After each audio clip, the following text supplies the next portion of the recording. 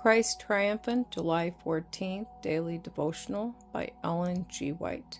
We can always rely upon, thus saith the Lord. If thou be the Son of God, command the stone that it may be made bread. If thou be the Son of God, cast thyself down from hence. Luke chapter 4, verses 3 through 9. In the wilderness of temptation, the riches of the world was the bribe presented to our Lord. Satan did not come to him with his temptations until the human nature was weakened and was crying out its necessity.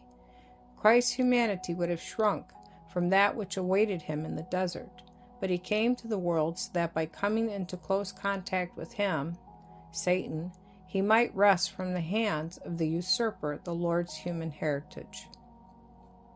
Satan knew that the personal controversy between the Prince of Life and the Prince of Darkness had commenced, and he sought to overcome Christ in his physical weakness.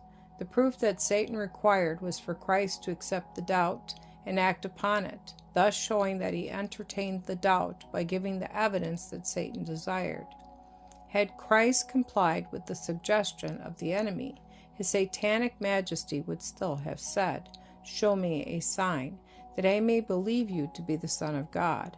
But not one of the signs specified was Christ to give. By working a miracle in his own behalf, he would show that he questioned God. That sign that is greater than all miracles, a firm reliance upon a "Thus saith the Lord," was a sign that could not be controverted.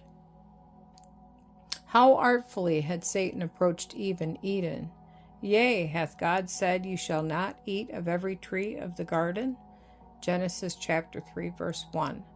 Thus far, every word that Satan spoke was truth, but his manner of saying them was a disguised contempt for the words of God. There was in his words of truth a covert negative, a denial, a doubt of the divine truthfulness.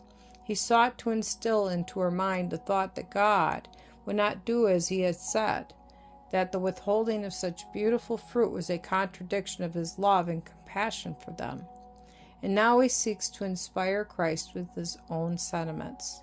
If thou be the Son of God, Matthew chapter 4, verse 3.